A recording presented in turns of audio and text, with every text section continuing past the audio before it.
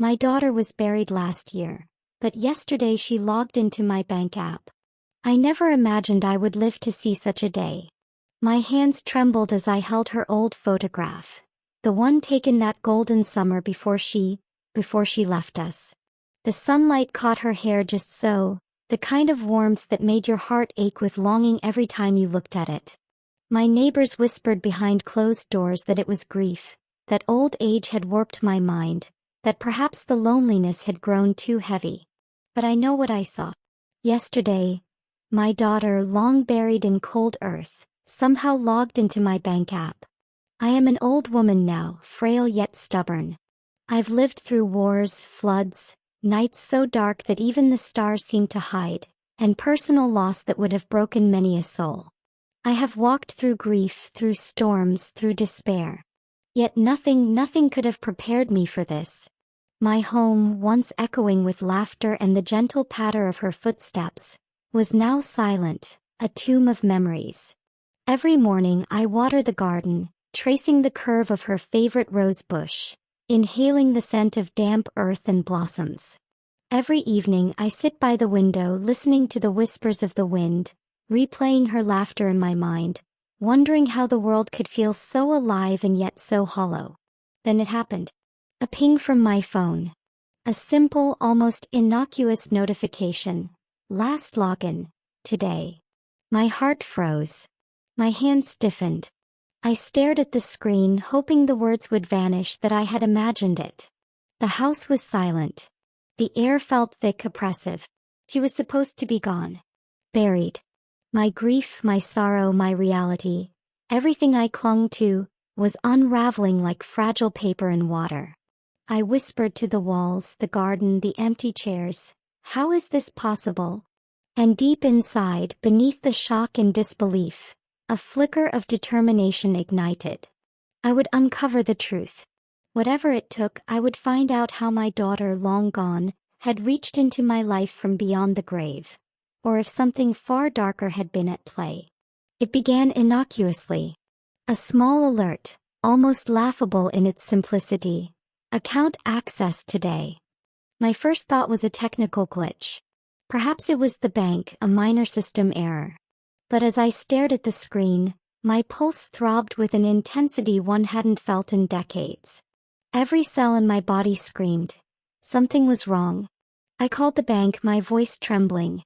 "Ma'am, the login is legitimate," the representative said in that bland, professional tone that only heightened my panic. "The device matches the one registered to your daughter." I laughed, a brittle, nervous sound, my chest tight. A joke. Surely this was some cruel trick of fate. But my fingers shook as I tried to explain. She had been buried last year. I had kissed her cold hands, watched the casket close, felt the finality of death press down on my chest like a stone. Yet the messages persisted. Small reminders. Transaction alerts. Someone was moving money. Someone was using her credentials. And then I noticed it. A subtle, almost imperceptible shift in my account balance. Hundreds, then thousands, siphoned away in increments I hadn't noticed. Panic clawed at my throat. Who could know her information? Who could betray her memory like this? Night fell, heavy and suffocating. Shadows danced in the corners of the room, twisting into grotesque shapes. Every creak of the floorboard sounded magnified, sinister. Every gust of wind rattling the window whispered secrets I was too afraid to hear. Sleep fled me. The house, once a sanctuary of memories, felt hostile. I began retracing her life. I went through her emails, her social media, old journals, and letters she had never given me. Nothing seemed out of place, yet every page of her diary pulsed with small, unsettling hints. Cryptic notes, half-written plans, names of people I barely recognized. Someone had her trust. Perhaps even orchestrated this from behind a veil of innocence. I questioned her friends, her neighbors, her colleagues. Each insisted ignorance, each smiled politely. But their eyes betrayed them. Flicking away, darting nervously. Fear. Guilt. Perhaps both. The pattern soon emerged. Small, deliberate transactions meticulously timed. Every login at 10:15 a.m., every withdrawal carefully calculated. Someone knew her routines intimately, enough to make this an almost surgical infiltration of our lives. I felt the cold tendrils of dread snake around my heart. Could my daughter have left some plan behind? Could this be her doing? No, impossible. Yet the evidence existed. Someone was exploiting her life, her death, and our trust with chilling precision. By the third day, fear had morphed into obsession. I began cataloging every transaction, noting timestamps, cross-referencing them with messages and locations. Patterns formed like constellations in the night sky, a sinister map leading me toward a truth I feared to confront. I remembered her laughter, the way her hair caught sunlight in golden threads, the way she'd hum to herself when cooking. And yet here was a shadow of that life being manipulated, her memory bent to someone else's will. The betrayal gnawed at me.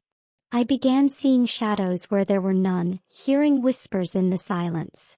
Every small noise, a door creak, the hum of the refrigerator, the tick of the clock, felt like a signal, a message I couldn't quite decode. I interviewed her closest friends one by one. There were stutters, nervous glances, hurried excuses. I sensed avoidance, an almost tangible tension in the air.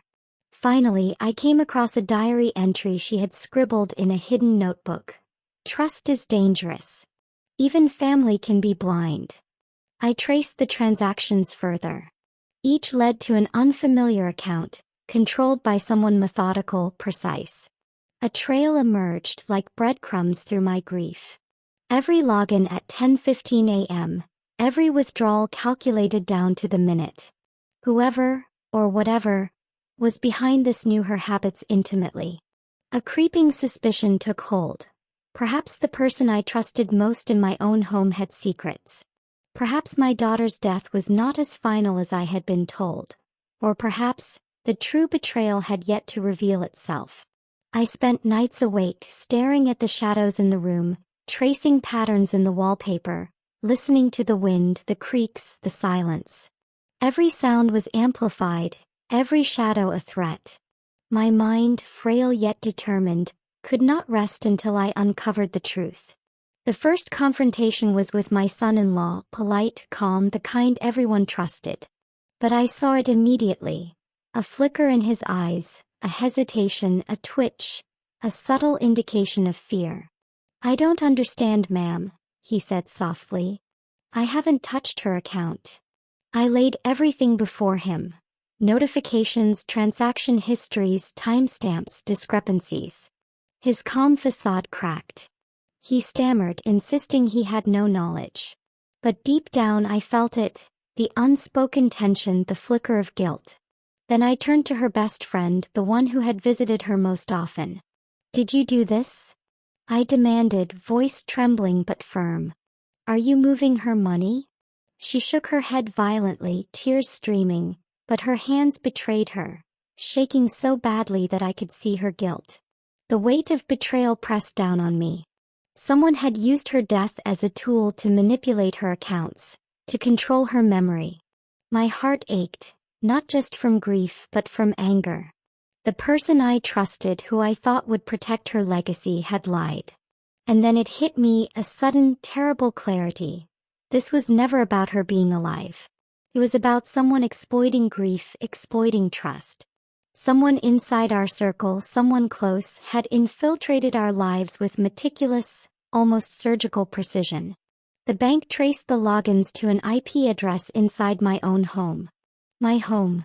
Every nerve in my body stiffened. My mind raced, heart thudding like a drum in my chest. I barely slept that night. I watched, listening, waiting. Every creak, every shadow, every whisper of wind heightened my tension. Then I saw her.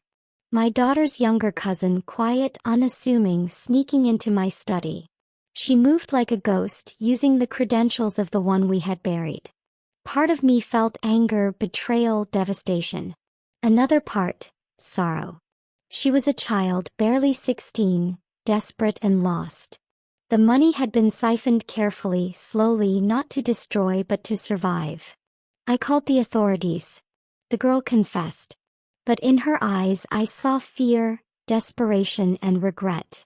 The betrayal cut deeper than death. My daughter was gone, but her memory had been manipulated, exploited by someone I had trusted to love her as I did. I sat in darkness, trembling, phone in hand. The layers of deceit, grief, and human frailty pressed down like a physical weight. I had mourned, loved, trusted, and even in death her life, her legacy had been used as a tool. Tears streamed down my face, hot and unrelenting. I remembered her laughter, her bright eyes, the softness of her hands. Could she have imagined this vulnerability? Could she have known that even in death our trust could be weaponized? I wandered the house aimlessly, touching objects she had once loved. Her teacup, her favorite book, the little vase she placed on the windowsill. Memories flooded me, bittersweet, poignant.